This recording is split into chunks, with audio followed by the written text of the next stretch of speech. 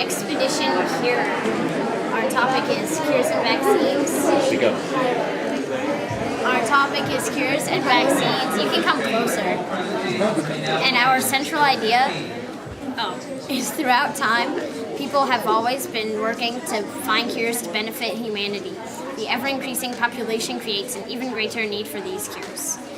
Our lines of inquiry are an inquiry into the effect of infectious diseases on humanity, an inquiry into a country's ability to access cures, an inquiry into the research and development of cures, an inquiry into which diseases have a greater priority for treatment, and an inquiry into the effect of non-infectious diseases on humanity. Now I'm going to start my speech. According to the DWC, would you believe that millions of people are dying from diarrheal diseases like gastroenteritis each year?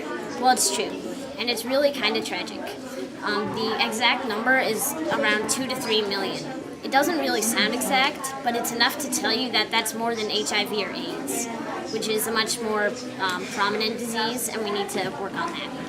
Another big disease is multi-drug-resistant tuberculosis, or MDR-TB, which is a form of tuberculosis that is resistant to most drugs. One man named Benjamin Okaya had it in Norway, and he was treated through a method called DOTS, a method for dosing and treating tuberculosis. But it took 2 to 3 years, so it was a long process. But it was easier for him to get it in Norway. He also made a video to promote awareness because not many people thought it was that big a problem. Another man named Nikolai Vlasenko caught tuberculosis, the same form, MDR-TB, and was in the Ukraine, and he could not be treated because it was poor there since they broke away from the Soviet Union and many people were impoverished, and he died. Another big reason that people can't get cures is the economy, and that if you have a poor country, you are most likely that you can't get cures. And corrupt government leaders. Like one man named Mobutu Sese Seko was the president of a country in Africa called Zaire, and he stole billions of dollars from his country. It was $4 billion when he died. And you'd also think China, it has a lot of people, so it's inevitable they're going to have a lot of disease deaths.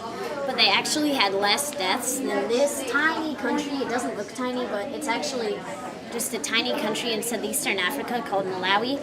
And Malawi had more HIV or AIDS deaths than China because of their economy, and it's the 144th in the world, while China has the 3rd, measured in GDP.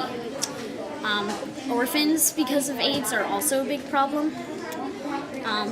In Zimbabwe, Uganda, Nigeria, and South Africa, there are over 1 million orphans just because of AIDS.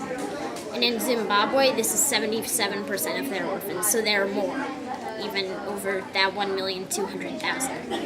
Malawi also has 870,000 AIDS orphans, and they're just that tiny little country right there. And that shows a big problem in that we need to help these small countries to prevent their diseases. There are many organizations working to fix this. The most prominent is the World Health Organization, the WHO, because they're worldwide and they're working to develop and distribute cures.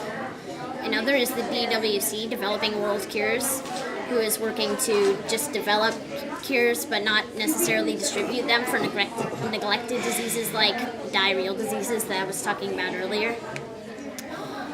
Another is the British Pharmaceutical Industry, or the Association of British Pharmaceutical Industry, the ABPI, and they work to develop vaccines, not cures, because they think that prevention is better than cure, and that we should stop a disease before it starts.